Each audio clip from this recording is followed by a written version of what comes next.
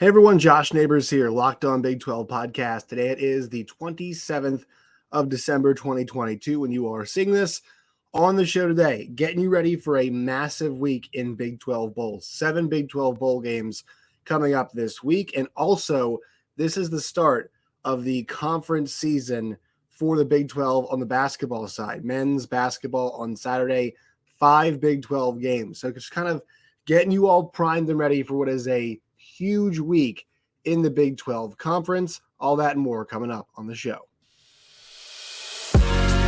You are Locked On Big 12, your daily podcast on the Big 12 Conference, part of the Locked On Podcast Network, your team every day. Once again, Josh Neighbors here, Locked On Big 12 podcast.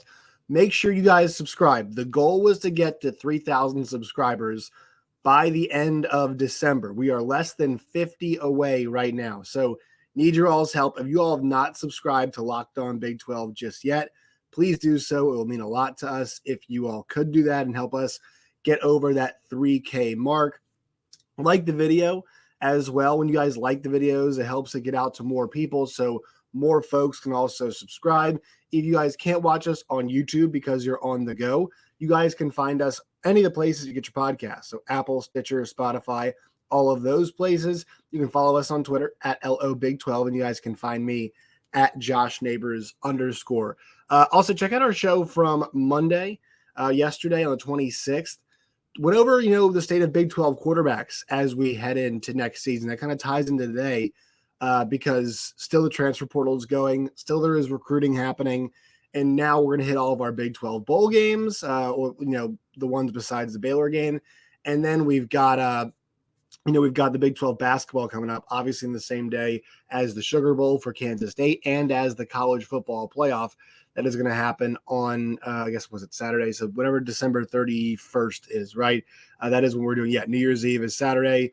That is when the two semifinal games are going to happen as well. And obviously one of them does feature a Big 12 school as TCU takes on Michigan. So that's kind of the start of this. Strap in, folks. Just get ready for this week because there is a Big 12 bowl game on Tuesday, Oklahoma State and Wisconsin, which is today when you guys are seeing this.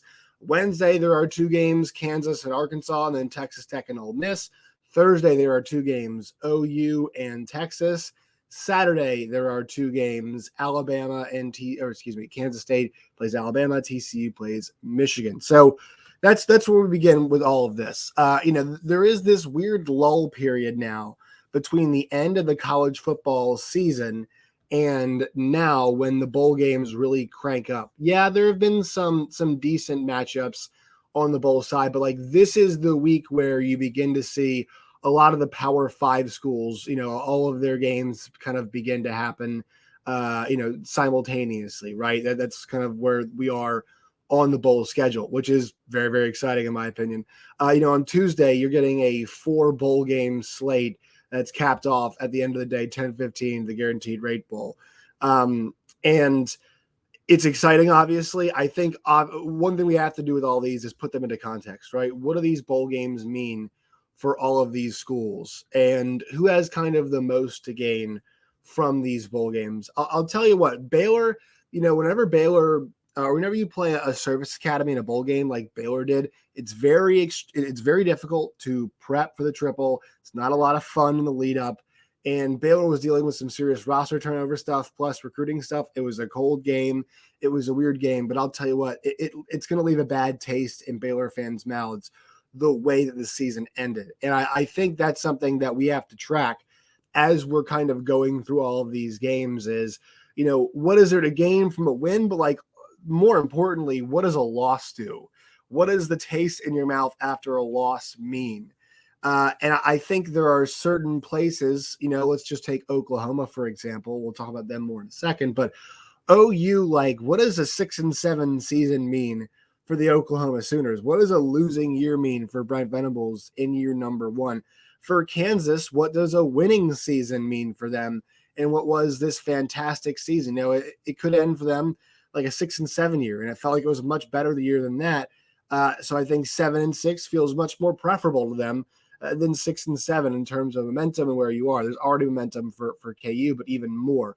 Joey McGuire's Texas Tech can get to 8-5, right? We'll talk about them in a second, but kind of being mindful of those things. And let's start with that Wisconsin-Oklahoma State game, right? Both of these schools are ones that are going through transition. Now, they're doing it in different ways. Wisconsin is losing their head coach or lost their head coach already. They fired Paul Chryst earlier in the year, and then things didn't work out for them with the interim. And then now they're in a spot where they have hired Luke Fickell, and he is kind of changing things, and they're going to try, adjust some stuff as they go forward. And he will not be obviously captaining the ship during this bowl game. For Oklahoma State, the transition has come really through the roster and the transfer portal. There has been a whole lot of turnover for this Oklahoma State program specifically right now with that roster, and they're trying to get some stability right now. And this is going to be, from everything that we've heard, a bit more of a skeleton crew for Oklahoma State when it comes to who's playing in the bowl game, right? And a bunch of guys jump in the portal. They've hit the portal pretty hard to get some new guys. Obviously none of those guys will be playing just yet. So there is that factor to look at for Oklahoma State. And when you consider all those things, yeah, they could end the year on the right note, but this year for them already feels like a sunk cost. I'll tell you what, though, this team ends up at 8-5 and that's like a really down year in Stillwater. The one thing it will do, and I guess 7-6 either way kind of does this, but 8-5 would really highlight this because no matter what, this was a down season for a team that at one point was a top 10 team. And I'm not sure if they were a top 10 caliber team, but they were winning, and they were being led by a quarterback who looked like he was a star player. And I think was a star player in Spencer Sanders, and he was carrying that team, and they were winning football games. And excuse me, that TCU game, a real inflection point for their season. I actually think that, if you want to look for a silver lining, no matter what happens, it's a down season, but no matter what happens means that this could be an 8-5 football team. And once again, it could highlight what a terrific job Mike Gundy has done with that program. And I thought this year was one of the, and there have been very few of these, but I thought this year was one of the poorer coaching jobs he did all the way around. And when you consider that, and when you look forward, you think, all right, he's been able to adjust a little bit recently. Can he adjust once again? Can he be the guy who uses the portal, right? We used to think of Mike Gundy, offense flair. Well, they went to the Big 12 championship a couple years ago, and would they do it off of running the football, timely throws from Spencer Sanders, and they played some awesome defense. So Mike Gundy, can he adapt now in a different way? Portal time, can he adapt with that? I still think he's the best coach in the Big 12, in my opinion, in the new Big 12. I know they bring in Gus Malzahn, they bring in Dana Holgorsen, they bring in Kalani Sitake, they bring in Scott Satterfield. You introduce that crop. I still don't think it matters. I still think Mike Gundy, off of what he has built, the track record, you have to consider him as the best coach in the Big 12 because of the sustained success at one place, and that place being Stillwater, Oklahoma, and that place being Oklahoma State. So, what's on the line for them? Not much, just kind of highlighting what is going on there. Moving forward then to your Wednesday games, KU and Arkansas, 5:30, Liberty Bowl. That game, revisiting what we mentioned with KU, what we can talk about with this game is it should be a celebration of what Kansas has accomplished this year, despite the fact that, Jalen Daniels goes down in that TCU game. This team won 6 games. They were ranked at one point. They were tooth and nail to the finish line with TCU's going to the college football playoff, and that was the back quarterback in. And the whole point of what I'm trying to say here is this program has begun to build the depth necessary to compete. So many teams in this league this year suffered because they did not have a backup plan at quarterback. Oklahoma is a good example. Oklahoma State, another example. Some teams thrived, and they did. TCU, good example. And look, like KU thriving, they didn't win a ton of games, obviously, Jason Bean, but they were in all of these football games with a backup quarterback, and he played pretty well, right? Go back and think about, the Oklahoma game. Like, they made that thing somewhat competitive. The Baylor game, they were within a score in the fourth quarter, right? That was, they were able to do that. The Texas Tech game was really close there for a while. I know KU and Kansas State, things didn't go well, but they were trying to reintroduce Jalen Daniels, and I don't think he was at 100%. I'm actually not sure, kind of in retrospect, if that was the best course for them just trying to win. Jalen Daniels overall, I think, a better quarterback than Jason Bean, but Jason Bean at that point healthier, comfort level a bit higher than trying to reintroduce Daniels after that, what was it, month-long gap basically, where we did not see him play. And, that's the one thing that was like they lost a quarterback. They got pretty beat up there, and that was where their defense, they didn't lose a ton of guys, but it felt like they're just having issues, right? Daniel Highshaw goes out for them on offense, having to deal with that. And so this team starting to build that depth. I know the recruiting wasn't excellent, but they're going to have a chance to get some guys in the portal. It's a more attractive place. Obviously, they're investing in the facilities now. And so this is a celebration. They're going to go play at Liberty Bowl, and I think they got a chance, to beat this Arkansas team that is trying to figure some things out with their roster moving forward. You kind of like Arkansas, physically the matchup. But look, Kansas has playmakers in the backfield, obviously. I mean, I know we like KJ Jefferson, but if Jalen Daniels is fully healthy, ready to go, you'll take that full month of action, full month of prep with Devin Neal back there. You feel pretty good about that backfield going up against this Arkansas team, and obviously a good core of wide receivers as well for KU. So Kansas, a chance to have a 7-6 winning season under Lance Leipold in his second year would be it already is remarkable what they accomplished this year. Even a chance to kind of put that cherry on top for them. But no matter what, a bowl game for them, it has been a successful season for the Kansas Jayhawks in 2022. You move on to the next game that day. Texas Tech versus Ole Miss. Ole Miss, I think, has done a great job. They've crushed a lot of the transfer portal stuff right now. Stephen Willis covers them and kind of, like to follow what he's saying about the team. But I think that's where the focus is roster for next year, because this is an 8-4 team that was a lot better than 8-4 for most of the season, right? That's not really where this team was in terms of how they were actually succeeding for a majority of the year. And then things really went sideways for them there towards the end. And for, it's funny, I was looking at this video of the Texas Tech team doing the 12 days of Christmas. And seeing them do this in the team hotel, Texas Tech, the football team posted on Twitter, and all the players, like each table, like try to see if they could just be louder, and they had a lot of fun with it. And like everybody was singing, none of the players thought they were like too cool for school, right? Could you imagine? And this is not a knock against Lincoln Riley, because I think he's an awesome coach. But like, could you imagine a Lincoln Riley team doing that? Maybe even like a Sonny Dykes team. Like I just couldn't really imagine like a Sonny Dykes team doing that kind of stuff, right? Maybe even I could imagine maybe a Mike Gundy team doing that. But Joey McGuire is just a different kind of guy. And, I said this, I tweeted this out, and I think it's true. Like, you don't want to read too much into these, random video of kids singing, but none of the players think they're too cool for it. They all want to be involved in this. It's the staff, it's the players, everybody's smiling, everybody's happy.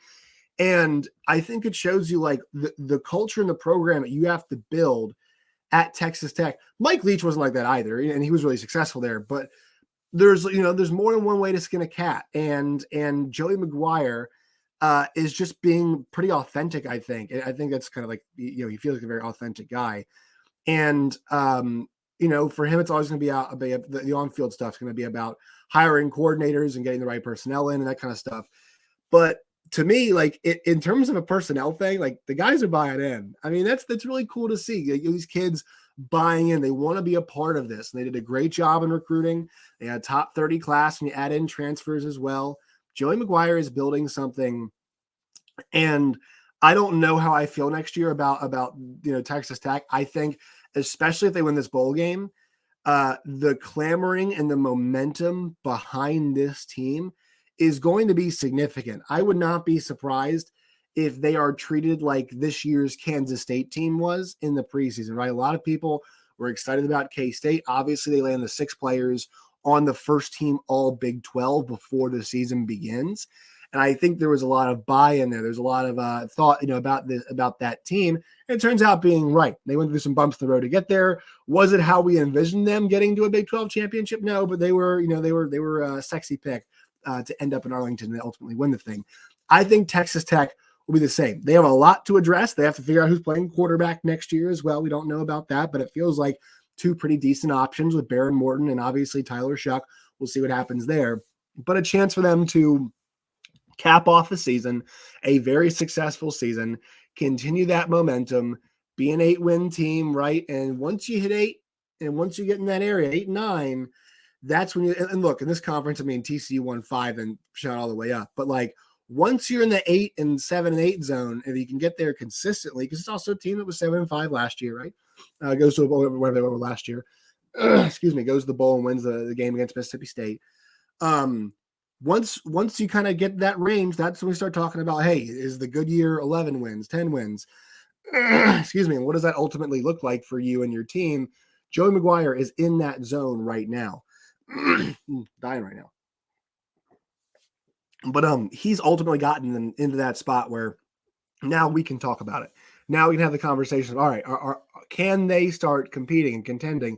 Can 1 year turn to the next? And I think the big thing for them is on the defensive side of the ball. Because look, this year they've had to play 3 quarterbacks, and I thought all 3 played pretty well, all things considered. But for me, it's more about that defensive side of the ball and the consistency of the defensive side of the ball. Because you look at games like the OU game they had, like you can't do that kind of performance often and get yourself into a Big 12 championship game. And we didn't see that a whole lot. You know, TCU and their defense is an excellent, but like we didn't see a whole lot of games where TCU was letting other teams just absolutely run it up on them.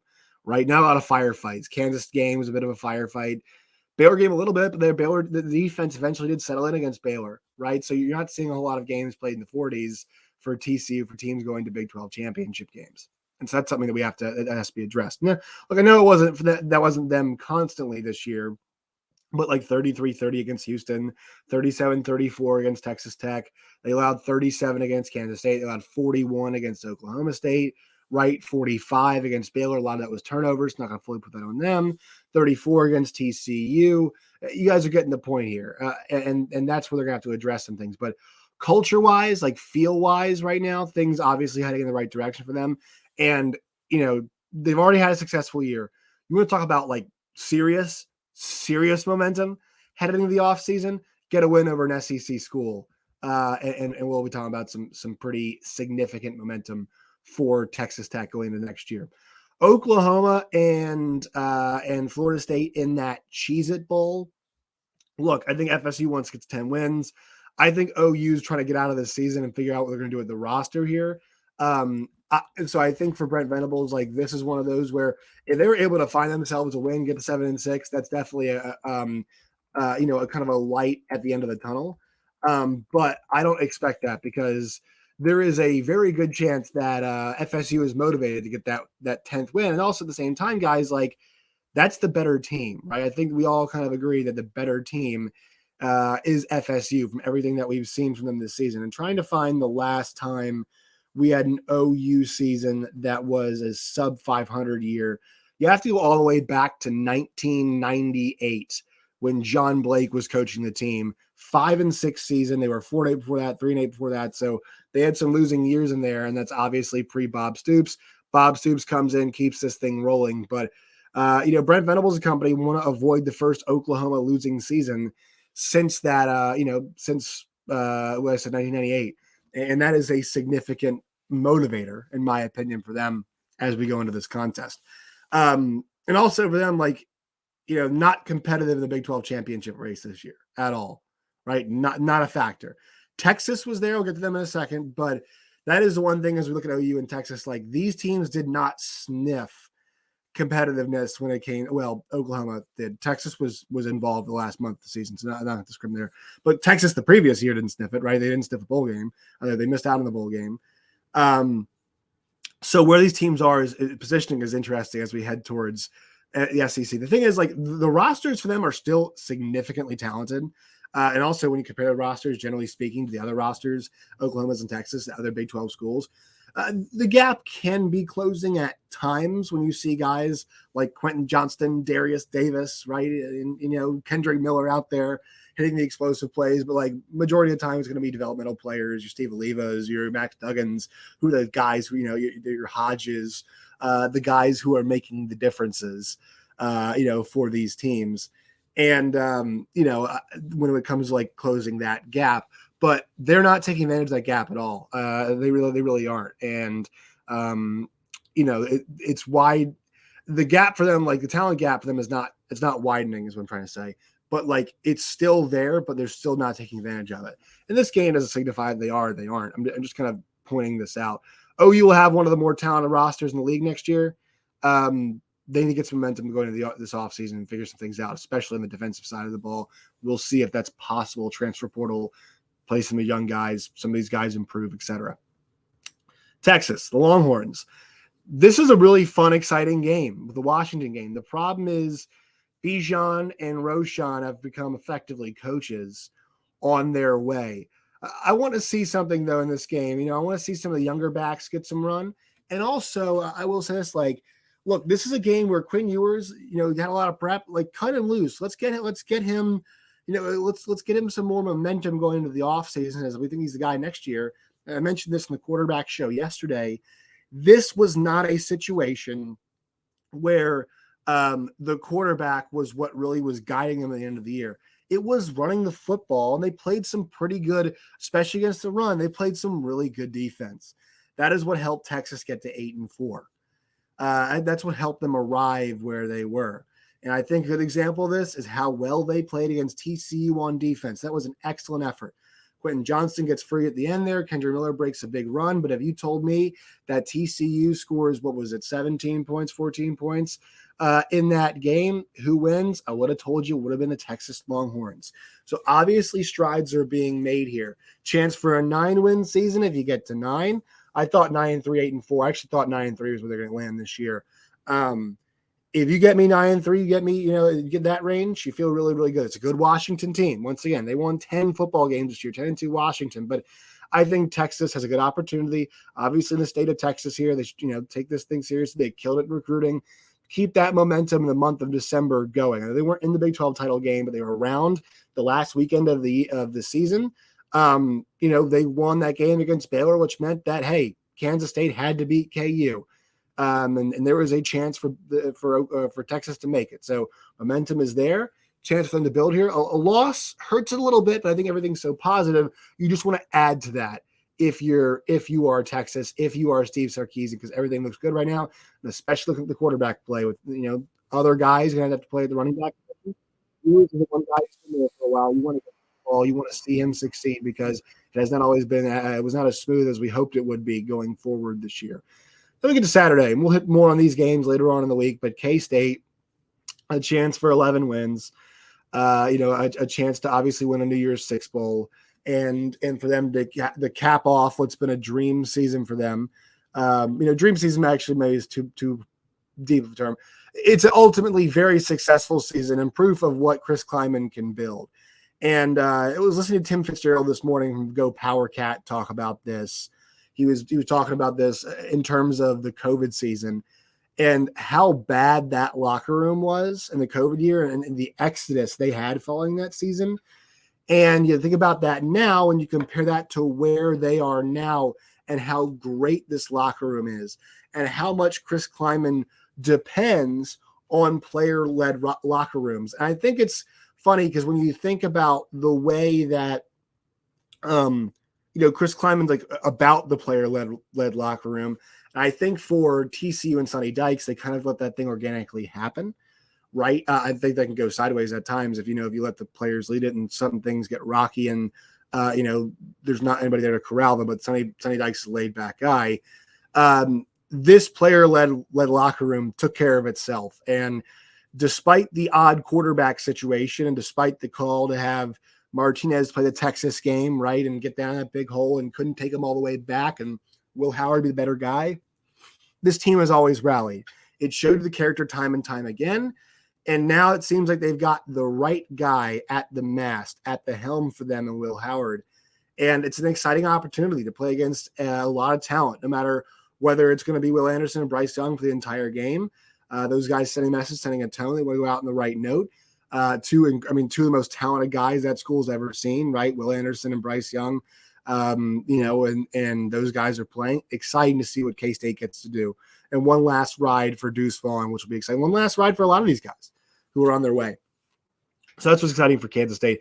A cherry on top for what has already been a massively successful season with them. And look, like last year, I'd love to see them win the game Kansas State, because what we see last year, we saw Oklahoma State beat Notre Dame, and we saw Baylor beat Ole Miss in the bowl games. Bowl games, they mean a lot? No, but like if you can still notch wins against top programs, other conferences, it ultimately does help the profile of the league. Then you get to the playoff game, and clearly we'll have some more coverage than this as the week goes along, but 4 o'clock on Saturday, we're going to get TCU in Michigan. And it's funny because TCU, it feels like it's a long time ago since Kansas State won that Big 12 championship game. It's funny how long we wait, and you basically wait a full calendar month between games. I personally don't like that. It's one of the things I'm actually looking most forward to.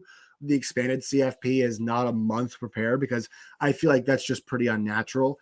Even the NFL, right? The longest you'll get to prepare for a team or teams is 2 weeks. And if you have a bye, if you're one of the 1 seeds who has a bye, you actually don't know who it's going to be. So, you have to watch tape for two teams. And ultimately, the biggest advantage you have is rest, not knowing who your opponent is. You know who one of your 2 opponents is, and you can scout accordingly, but still you don't know exactly who is going to be your opponent. You can't give all of your resources and time to it. This you can. I know it's even on both sides, but I think sometimes it makes it play out for more boring games because there's just so much time to prep and rep. But TCU, right? The first kind of new Big 12 team that's going to be in a college, well, actually, not the first new Big 12 team, the second, but first team in the Big 12, the conference proper that's remaining, that's in a college football playoff. OU has been the only representative for the league in the CFP. It's exciting now. TCU and Sonny Dykes, very deserving in what has been a pretty odd, weird season, but deserving, and they're going to be the ones carrying that mast. Obviously, so much on the line because you're playing for a trip to a national championship game. So what else, is on the line besides that? And obviously Max Duggan and this group a chance to etch their names in history as the first Big 12 school to make a college football playoff championship game. Oklahoma did not do it. Obviously Cincinnati, who's a new Big 12 member, did not do it when they were in the AAC. TCU with that chance, and it's a difficult matchup because of how good Michigan is on the offensive and defensive lines. But the good news is that TCU has kind of found an antidote for everybody that they've played, right? They've found the ability to pull games back close. They've found a way to settle into games no matter who the opponent has been, which makes all of this a massively exciting endeavor that we're going to have. And then to cap it all off, guys, on that Saturday, now I'll have to plug my guy Robbie Triano's podcast, because look, with everything that's happening this week, being able to be dialed into Big 12 basketball is going to be difficult on Saturday. But 5 full games on Saturday: Texas Tech and TCU, Oklahoma State and KU, Texas against Oklahoma, Baylor at Iowa State, and West Virginia at K-State. A full slate of Big 12 hoops to go along with the Sugar Bowl and the college football playoff happening on Saturday. So with all that in mind, make sure you guys follow us on Twitter at LOBig12. You guys can find me at JoshNeighbors_. Make sure you guys subscribe to the channel. Please, please, please do. It really does help the channel, does help us grow. So if you guys can do that, it would mean a lot. And also find us wherever you get your podcasts: Apple, Stitcher, Spotify, all of those places. So next time, my friends, as always, stay safe.